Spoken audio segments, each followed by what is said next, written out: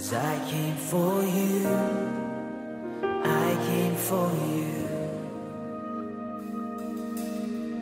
I need you more than ever, 'cause nothing else satisfies. Nothing else satisfies. Oh, my life I surrender. I'll live for you, I'll live for you. Come on, tell him. 'Cause I came for you, I came for you. Holy Spirit, you are welcome. Come and move upon this place. We desire an encounter once again. Holy Spirit, Holy Spirit.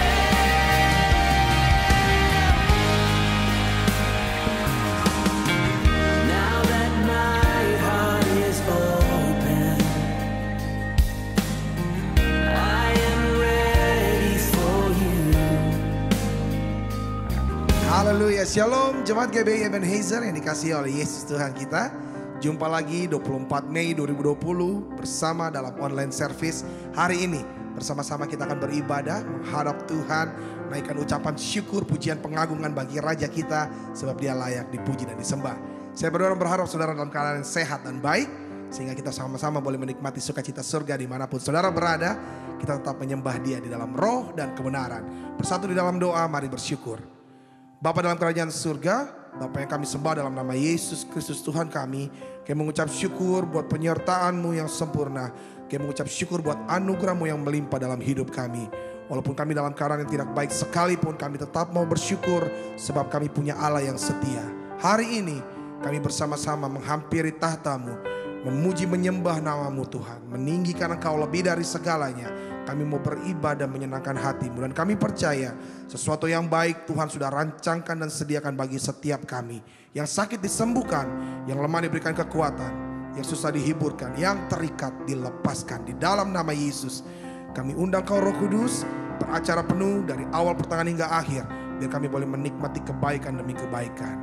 Kami bersyukur di dalam satu nama, nama yang hidup, nama yang dahsyat, yaitu Yesus Tuhan kami. Kami telah berdoa dan mengucap syukur. Haleluya.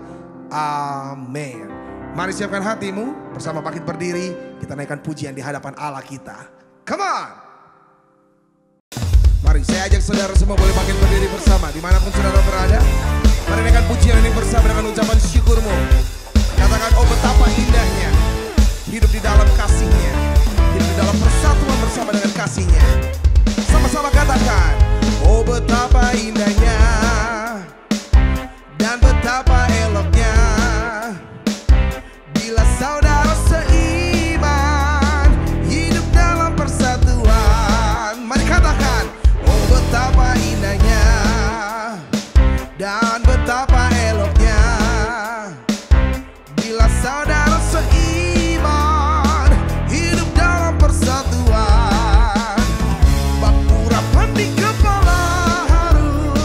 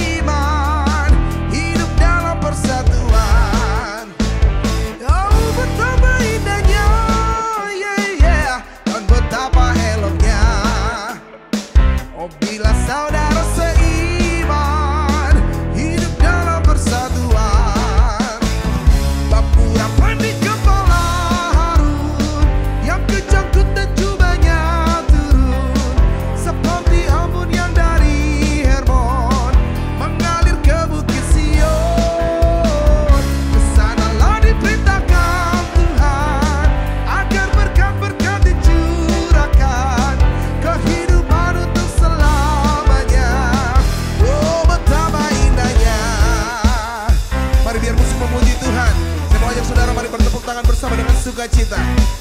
Oh, hidup di dalam kerukunan bersama, hidup di dalam kasihnya, dan kita lihat pertolongannya selalu nyata dalam hidup kita.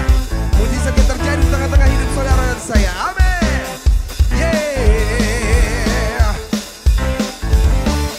Come on. Urapan di kepala Harun yang kejangkut dan jubahnya turun seperti embun yang dari Hermon mengalir ke bukit Sion.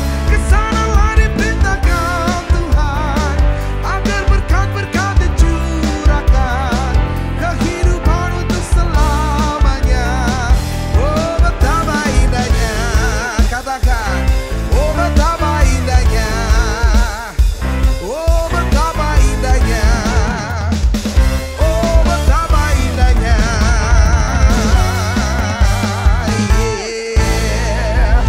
Tepuk tangan sorak-sorai kemuliaan bagi Allah kita. Haleluya, haleluya, haleluya. Luar biasa. Mari tetap bangkit berdiri dengan pujian ini di hadapan Raja kita, dan nyatakan Dia Allah yang perkasa, Dia Allah yang dahsyat. Let's go. Oh yeah. Woo. Dari utara ke selatan terdengar pujian bagi Allah. Dari barat sampai ke timur nama Yesus disanjung tinggi. Dari pulau-pulau, lembah-lembah, gunung-gunung yang tinggi, kemuliaannya disaksikan, kebesarannya diceritakan. Katakan Yesus, Yesus, nama Yesus, yeah. Nama Yesus disanjung tinggi. Dari pulau-pulau, lembah-lembah, gunung-gunung yang tinggi. Sama-sama katakan, Allahku dahsyat berkuasa, seluruh bumi sujud menyembah. Oh tinggikan namamu, Allahku dahsyat berkuasa, seluruh bumi sujud menyembah. Oh tinggikan namamu, oh Allahku dahsyat. Dari utara ke selatan, katakan, terdengar pujian bagi Allah. Hey, dari barat sampai ke timur nama Yesus disanjung tinggi. Dari pulau-pulau, lembah-lembah, gunung-gunung yang tinggi. Oh, oh, oh, kemuliaannya disaksikan, yeah. Kebesarannya diceritakan. Oh Yesus, Yesus, nama Yesus, nama Yesus disanjung tinggi. Dari pulau-pulau, lembah-lembah, gunung-gunung yang tinggi. Oh, oh, oh, Allahku dahsyat berkuasa, seluruh bumi sujud menyembah. Oh tinggikan namamu, Allahku dahsyat berkuasa, seluruh bumi sujud menyembah. Oh tinggikan namamu. Oh, boleh tepuk tangan semua di atas kepala kita. Hey, surga dan bumi sujud menyembah, sebab Engkau Allah yang dahsyat, Allah yang penuh kuasa. Let's go. Oh yeah,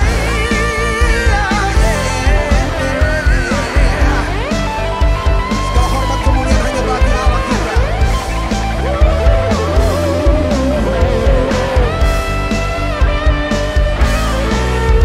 Dari pulau-pulau, lembah-lembah, gunung-gunung yang tinggi. Katakan tinggi,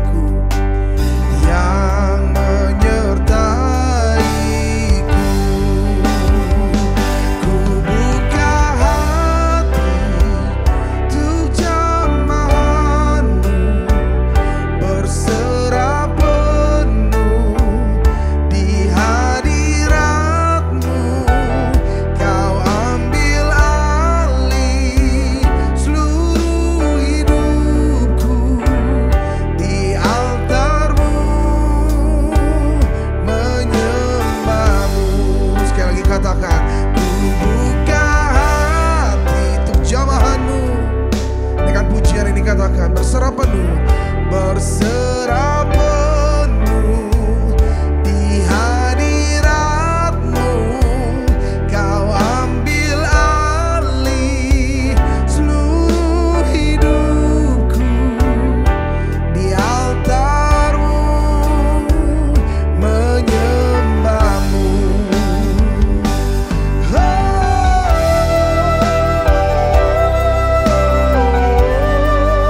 Mari angkat suaramu dan sembah Dia dengan ucapan syukurmu di hadapan. Katakan terima kasih Bapa, terima kasih Yesusku, buat kebaikan-Mu dalam hidup kami.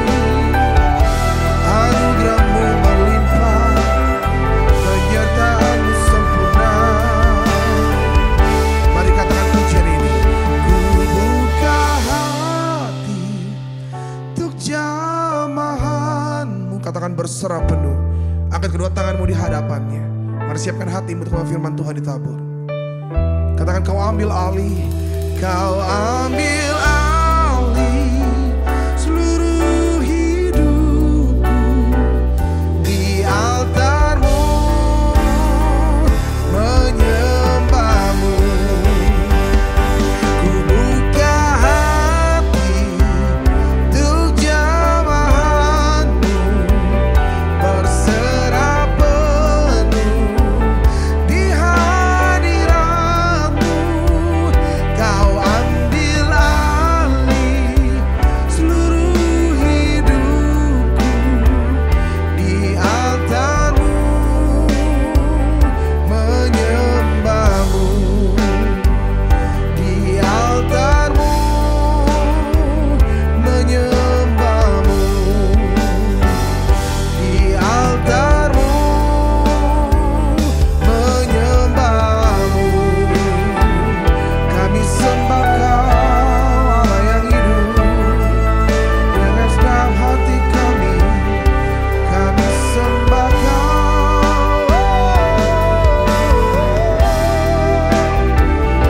Engkau di dalam kami dan kami di dalam-Mu.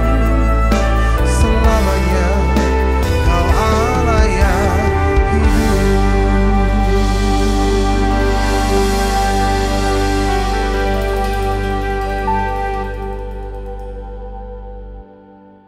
Mari kita berdoa untuk firman Tuhan. Bapa, kami berdoa supaya firman Tuhan berbicara buat kami.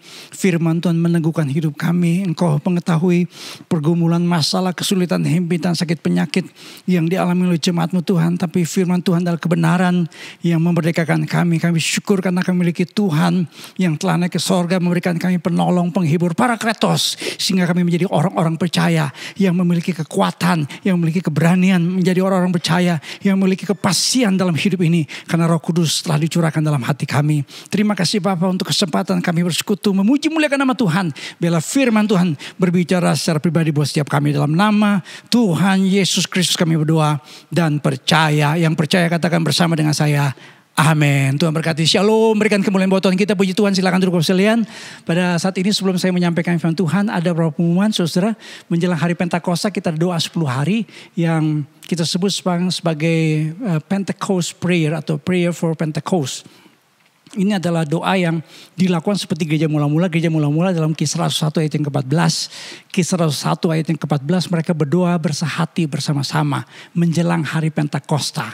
Mungkin saudara berkata, Pak itu kan kejadian 2000 tahun yang lalu. Saudara boleh baca Alkitab bahwa orang-orang percaya harus dipenuhi Roh Kudus berkali-kali. Jadi kita harus terus-menerus mohon supaya Roh Kudus memenuhi hidup kita. Karena ada banyak orang Kristen cuma hari Minggu doang penuh dengan Roh Kudus, tapi hari lain penuh dengan Roh Kudus. Kita harus jadi orang percaya yang terus-menerus dipenuhi, dikuasai, dipengaruhi, influenced by the Holy Spirit. Saudara, ada ibadah yang kita sebut sebagai ibadah menjelang hari Pentakosta, Pentecost Prayer. Ada 4 ibadah online dan 4 ibadah di rumah masing-masing. Saudara, tujuannya adalah supaya apa? Kita mempersiapkan hati kita, kita mohon supaya Roh Kudus yang memenuhi hidup kita, menguasai kita. Kita diingatkan pada hari Pentakosta bahwa Roh Kudus dalam kehidupan orang percaya. Saudara, pada tanggal 30 Mei, ibu-ibu punya ibadah khusus di mana Ibu Jacqueline Selos yang akan melayani. Ada Ibu Eva Sande yang Tuhan sembuhkan dengan cara yang ajaib. Ibadah FWS ibu-ibu punya ibadah ini, menurut laporan ada yang nonton atau menyaksikan ibadah, ikut ibadah, bukan nonton, ikut ibadah ya di Belanda, di Australia, di luar negeri. Ibadah kita saat ini pun juga ada jemaat dari Manado, di Manado. Pendeta Christian Rawis itu memimpin sebuah sidang jemaat di Manado dan selalu mengikuti ibadah kita sama-sama. Jadi shalom Pak Pendeta Christian Rawis dan jemaat Tuhan. Tuhan pasti memberkati, jemaat Tuhannya ada di Manado. Saudara, khotbah saya pada saat ini berjudul Parakletos. Yang saya bacakan dalam Efesus 1 ayat yang ke-14. Dikatakan oleh firman Tuhan, dan Roh Kudus itu adalah jaminan bagian kita sampai kita memperoleh seluruhnya, yaitu penebusan yang menjadikan kita milik Allah untuk memuji kemuliaannya. Kalau kita mendengar kesaksian Pak Tony Daud, kita membaca kesaksian dalam bukunya, saya baca beberapa bukunya, saya nonton di video YouTube, saudara boleh buka di YouTube, kesaksian Pak Tony Daud, maka saya menyimpulkan bahwa orang percaya memiliki roh yang dalam diri kita, lebih besar daripada roh yang ada dalam dunia ini. 1 Yohanes 4 ayat yang ke-4, yaitu Roh Kudus. Ternyata kalau orang percaya dipenuhi oleh Roh Kudus, orang percaya dikuasai Roh Kudus, didiami Roh Kudus, ada Parakletos, orang Kristen tidak bisa disantet. Orang Kristen tidak bisa diguna-gunai. Orang Kristen tidak bisa dikalahkan oleh kuasa gelapan. Kenapa? Karena Tuhan Yesus berfirman dalam Yohanes 14 ayat yang ke-16. Ini firman Tuhan Yesus, aku akan meminta pada Bapa dan ia akan memberikan kepadamu seorang penolong. Penolong Parakletos. Itulah sebabnya judul khotbah saya adalah Parakletos. Dia menyertai kita. Menyertai meno, berdiam dalam diri kita untuk selama-lamanya. Istilah Parakletos dalam bahasa Inggris diterjemahkan dengan istilah helper, counselor, advocate, intercessor, strengthener, standby. Kata ini seringkali menunjuk kepada seseorang yang menjadi penolong yang berbicara di pengadilan atas nama seorang pendakwa. Yang kita kenal sekarang dengan istilah pengacara, lawyer. Itu yang namanya Parakletos. Pada hari kenaikan Tuhan Yesus saya khotbahkan istilah ini Parakletos dan menyinggung ada lawyer-lawyer, pengacara-pengacara yang top di Indonesia. Saudara-saudara, tapi kita punya pengacara lebih hebat dari pengacara siapapun juga di atas muka bumi ini. Kenapa? Karena Parakletos adalah Allah yang Maha Kuasa, Allah yang Maha Kudus yang jadi pembela dalam hidup kita. Yang setuju berikan kemuliaan buat Tuhan kita. Haleluya, puji Tuhan. Saudara-saudara, apa karya Roh Kudus dalam hidup orang percaya? Yang pertama saya menemukan Parakletos menjadi penjamin keselamatan orang percaya. Dan Roh Kudus itu adalah jaminan bagian kita. Sampai kita memperoleh seluruhnya. Itu penebusan yang menjadikan kita milik Allah untuk memuji kemuliaannya. Kalau kita baca dalam surat Efesus, kita menemukan ada karya Allah Tritunggal dalam keselamatan kita. Yang pertama kita menemukan dalam ayat yang keempat, bahwa Bapa telah memilih kita sebelum dunia dijadikan. Kita dipilih Tuhan untuk diselamatkan. Ada pilihan Tuhan. We are the chosen people. Walaupun saudara gak terpilih jadi ketua RT, gak terpilih jadi ketua kelas, gak terpilih jadi pimpinan di kantor. Tapi Bapa di sorga memilih saudara untuk diselamatkan. Haleluya, puji Tuhan. Oleh darahnya kita ditebus. Oleh darah Yesus kita diselamatkan. Tetapi ada karya Allah Tritunggal, yaitu Roh Kudus, yaitu yang dimeteraikan dalam hati kita, dimeteraikan dengan Roh Kudus yang dijanjikannya. Dan karya Roh Kudus kalau kita baca dalam Alkitab, dalam Injil Yohanes ada 3 karya Roh Kudus dalam keselamatan kita. Itu Roh Kudus menginsafkan kita akan dosa, kebenaran dan penghakiman. Berapa kali saya berkhotbah saudara bahwa orang percaya, orang mengaku Yesus Tuhan bukan karena kata-kata hikmat manusia, bukan karena kecerdasan manusia, bukan karena kehebatan seorang pendeta, bukan karena pendeta punya gelar apa? STH, MDM, MTH, PhD, PPD, Mikro, Angkot, Pasumur, MRT, LRT. Bukan, saudara. Tetapi Roh Kudus yang menginsafkan manusia akan dosa, kebenaran dan penghakiman. Roh Kudus yang melahirbarukan kita. Yohanes 3 ayat yang kelima, saudara, Tuhan Yesus jelas mengatakan kepada seorang Farisi yang namanya Nikodemus, orang diselamatkan bukan karena yang namanya peraturan agama, bukan karena sebagai orang Farisi seperti Nikodemus, tetapi dia harus dilahirkan dari air dan roh. Artinya Roh Kudus yang harus melahirbarukan kita menjadi ciptaan baru dalam Kristus Yesus. Dan Roh Kudus selain menginsafkan kita akan dosa, melahirbarukan kita, Roh Kudus mendiami orang-orang percaya. Yohanes 14 ayat yang ke-16 dan ayat yang ke-17. Ketika Roh Kudus mendiami kita, Dipertegas dalam Efesus 1 ayat yang ke-13. Ketika kamu percaya, ketika kita menerima Injil Yesus Kristus, ketika Roh Kudus menginsafkan kita akan dosa, kebenaran dan penghakiman, maka Roh Kudus dimeteraikan dengan Roh Kudus di dalam hati kita. Jadi Roh Kudus itu dimeteraikan dalam hati kita sebagai apa, Bapak Ibu sekalian? Ternyata fungsi meterai itu pada zaman itu sebagai semacam tanda kepemilikan. Jadi pada zaman itu ada yang namanya alat meterai, ya sealing, berbentuk nama atau tanda tertentu untuk diberikan kepada benda-benda yang menjadi milik seseorang. Ya, saya suka menjelaskan dulu dosen saya, Pak Ron Preach. Pak Ron Preach itu dulu dosen saya waktu saya sekolah, memberikan ilustrasi yang bagus. Jadi pada zaman itu kalau orang mau mengirim barang, ya package barang, nggak seperti sekarang. Kalau sekarang kan ada yang namanya JNE, ada yang namanya Si Cepat, ada yang namanya Antarreja, ada yang namanya GoSend, ada yang namanya Grab. Saya hafal semua saudara ya, karena ini tiap hari sekarang yang datang ke rumah kita.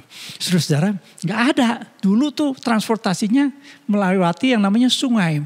Jadi kalau orang kirim barang supaya jangan tertukar, seperti kayak mereka kirim lok-lok kayu, jadi orang bisnis kayu mau dikirim dari tempat A ke tempat B, maka kayu-kayu itu supaya jangan tertukar dimeteraikan. Jadi taruhlah nama saya Amos Hosea, meterainya adalah AHA.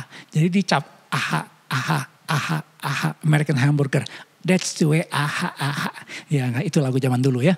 Jadi dimeteraikan. Nah, ketika dikirim dari tempat A, sudah dimeteraikan dengan meterai AHA, sampai di tempat B ada orang-orang yang nungguin ya barang-barang yang begitu banyak, tapi dilihat meterainya.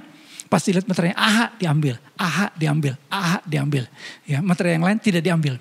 Ya, kenapa saudara? Karena itu kepemilikan. Ini berbicara juga ketika orang percaya dipanggil Tuhan, maka malaikat cuma melihat meterai Roh Kudus. Dan saya percaya saudara, ini benar-beneran dalam dunia roh. Ada Roh Kudus dalam hati kita. Makanya dikatakan dalam Efesus 1 ayat 14. Dan Roh Kudus itu adalah jaminan. The Spirit is the guarantee. Kalau kita beli barang, ada garansinya, aman kita. Ya, apalagi perusahaan yang elit, yang gede, garansi. Ya, lifetime garansi. Kita tahu ini barang bagus. Saudara, yang garansi kita bukan manusia, bukan perusahaan top, tapi Allah sendiri dalam Roh Kudus. Makanya seseorang yang dimeteraikan oleh Roh Kudus, ketika Parakletos dimeteraikan, kita dimeteraikan oleh Parakletos, Roh Kudus berdiam dalam diri kita. Itu jaminan keselamatan. Karena dalam Roma 8 ayat 9b, tetapi jika orang tidak memiliki Roh Kristus, dia bukan milik Kristus.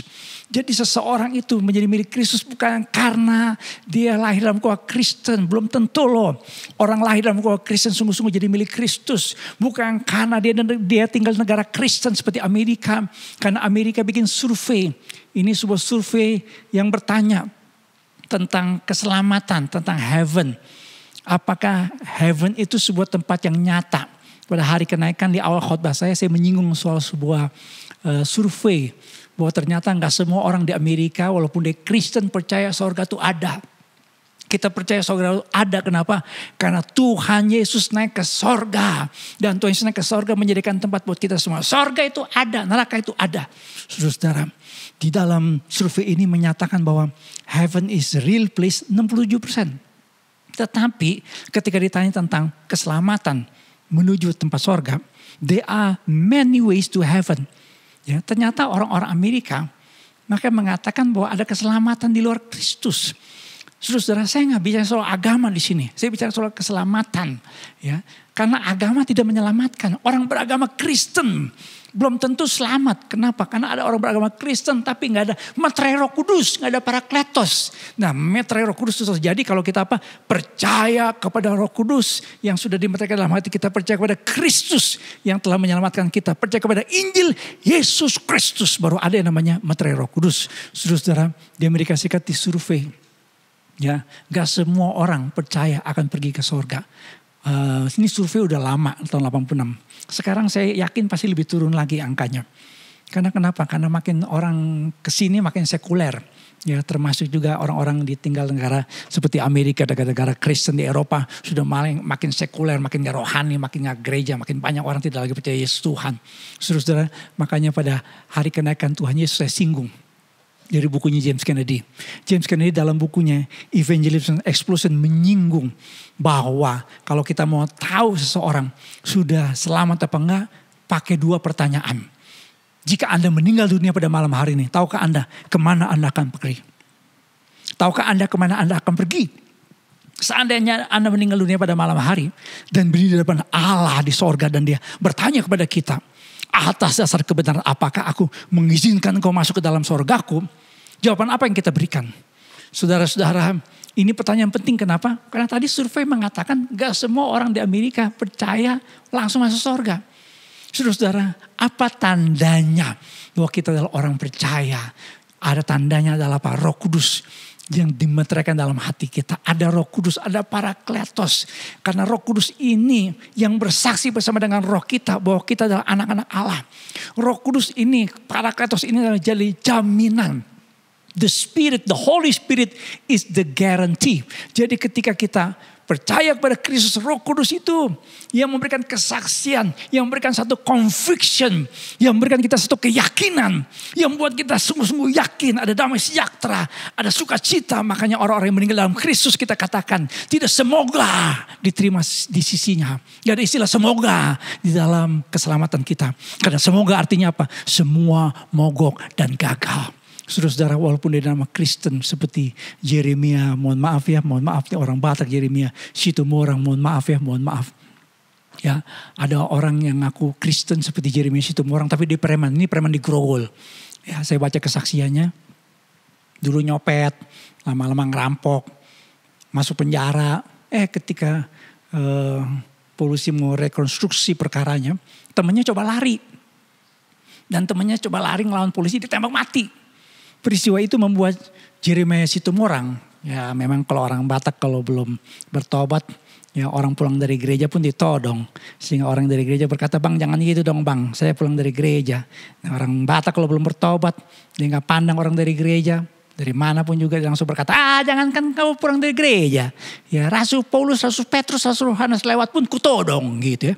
Saudara, jadi Yeremia Situmorang pas lihat temennya ditembak mati, dia langsung ketakutan karena dia tahu kalau dia mati dia akan masuk neraka, dia mati akan binasa untuk selama-lamanya.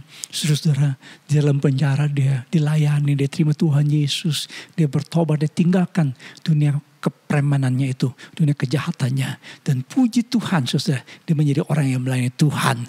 Pertanyaan saya kepada saudara saat ini, bagaimana dengan keyakinan keselamatan kita?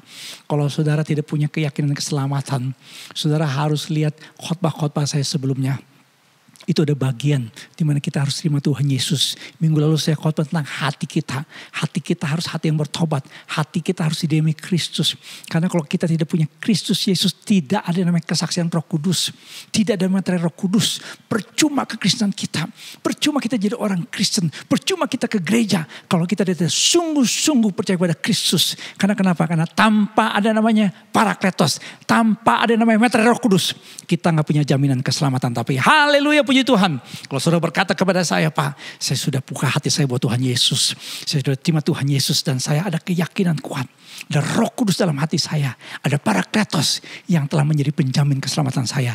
Saya percaya itu adalah berkat terbesar sebagai orang yang diselamatkan. Berkat terbesar kita bukan penyakit kita disembuhkan. Bukan usaha kita dipulihkan. Bukannya namanya virus corona dibinasakan. Tapi berkat terbesar adalah ketika Roh Kudus dimeteraikan dalam hati kita. Dan kita terima keselamatan yang kekal, yang percaya, berikan kemuliaan buat Tuhan kita. Haleluya, puji Tuhan. Yang kedua, saudara, karya Roh Kudus adalah mengadakan pembaharuan hidup bagi setiap kita yang percaya.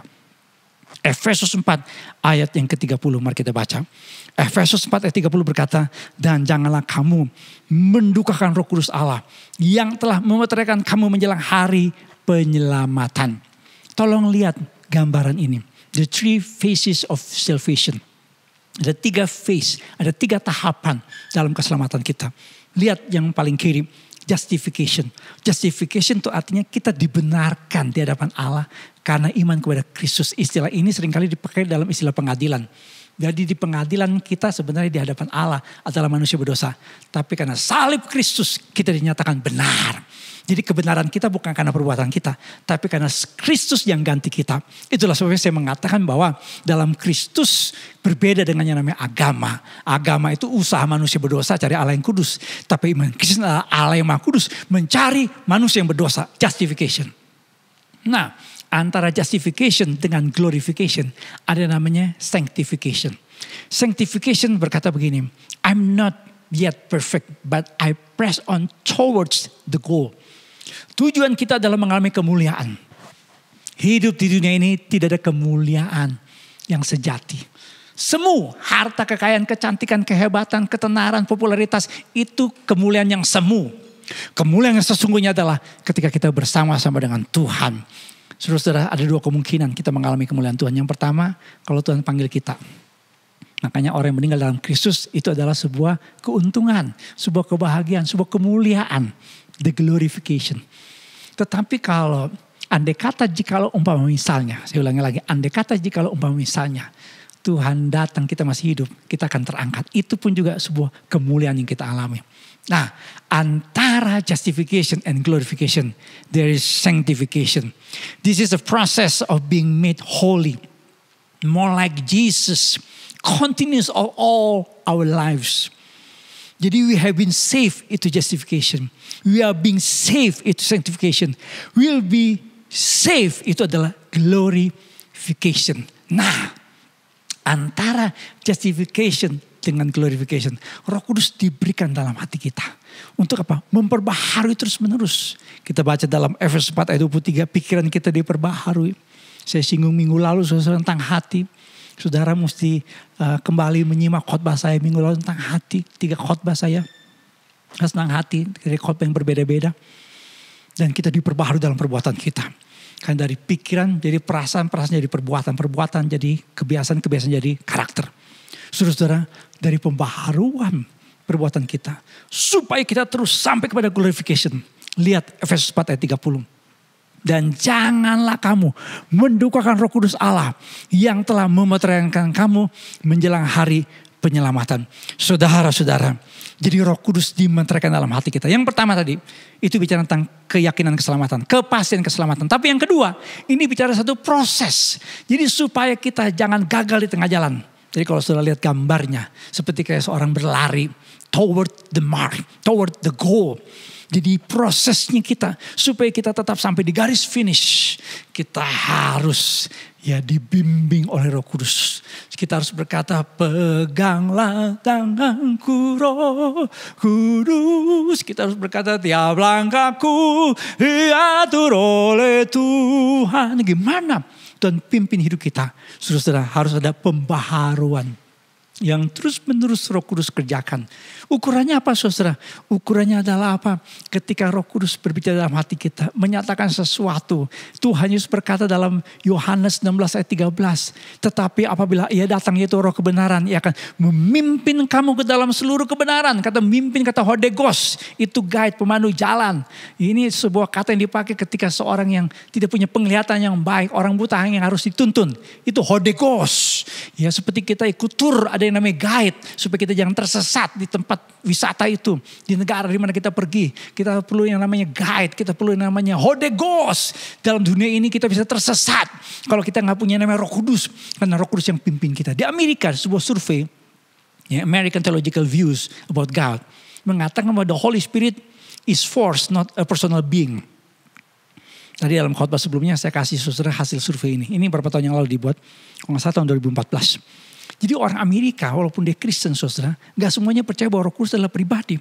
Saya tadi menyinggung saudara dalam ibadah sebelumnya, kita nyanyi lagu Protestan saudara. Hormat bagi Allah Bapa, hormat bagi anaknya, hormat bagi Roh penghibur ketiganya yang esa. Haleluya, haleluya, ketiganya yang esa. Roh Kudus bukan sekedar sebuah kuasa. Salah satu bidat itu mengatakan Roh Kudus hanya sekedar kuasa. Tidak, Roh Kudus adalah pribadi Allah. Makanya dia bisa memimpin hidup kita. Dan orang yang dipimpin Roh Kudus itu jelas dia menghasilkan yang buah roh. ada kasih, ada sukacita, ada damai sejahtera, ada kesabaran, ada kemurahan, ada kebaikan, ada kesetiaan, kelemah lembutan, dan penguasaan diri. Dan orang yang mendukakan Roh Kudus adalah orang yang hidup dalam kepahitan.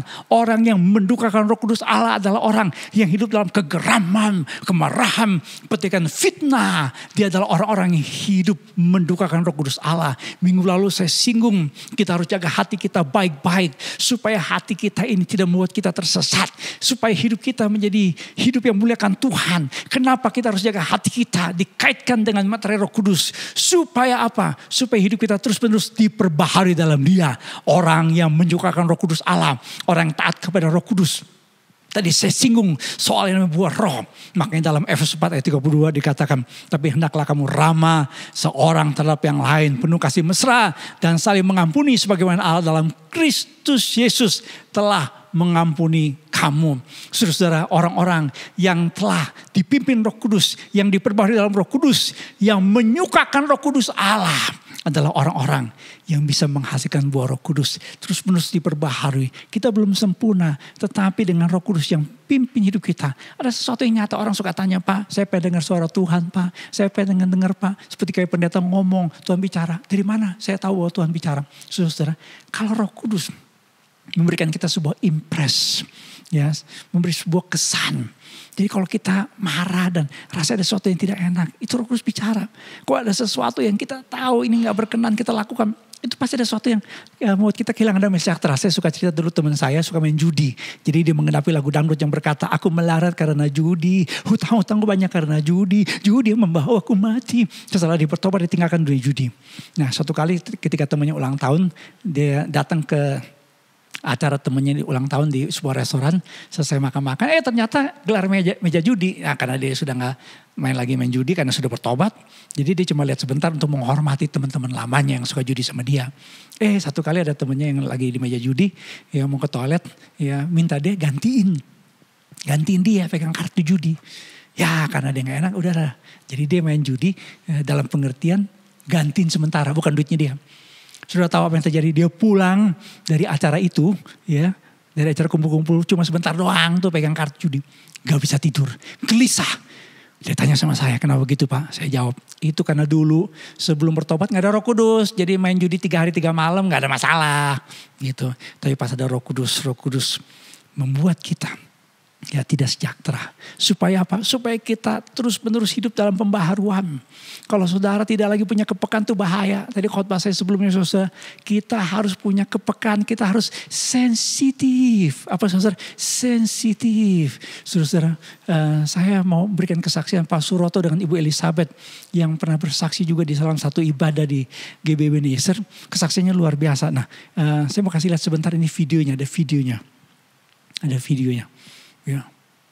Wah luar biasa saudara, anaknya dibunuh secara mengenaskan.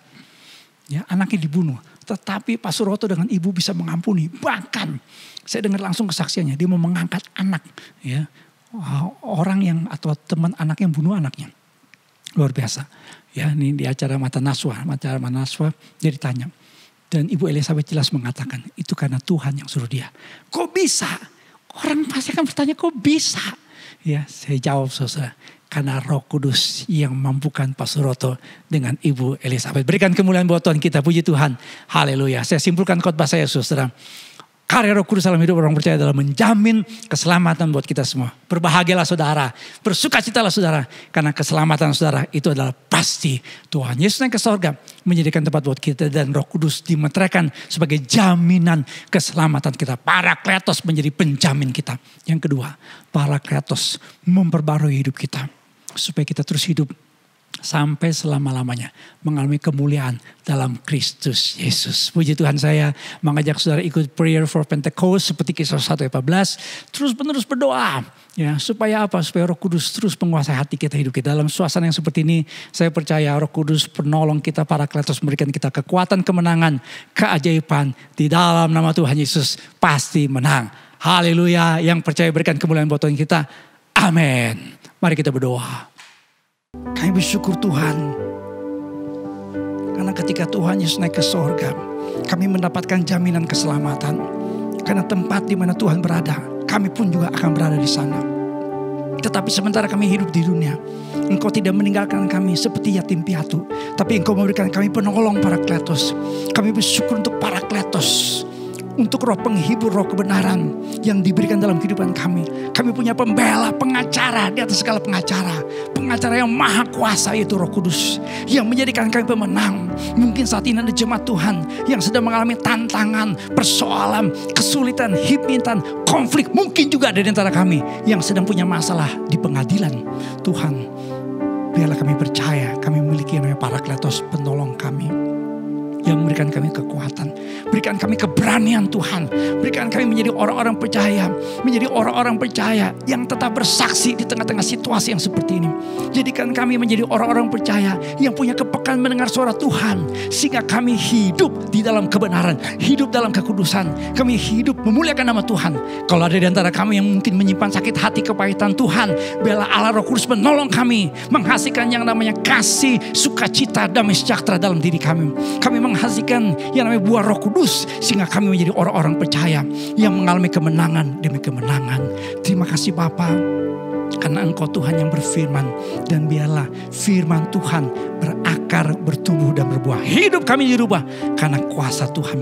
Pada hari-hari ini Tuhan, biarlah kami diingatkan terus akan kehadiran Roh Kudus dalam hidup kami, sehingga kami terus mau berdoa yang namanya untuk Indonesia. Kami mau berdoa untuk presiden kami, bin kami Tuhan. Biarlah dalam suasana pandemik virus corona ini, kami boleh melihat ada kebijaksanaan, ada yang namanya hikmat dari Tuhan atas pimpin kami. Kami mau tetap berkata buat Indonesia, Shalom bagi Indonesia, Shalom bagi Indonesia, Shalom bagi Indonesia.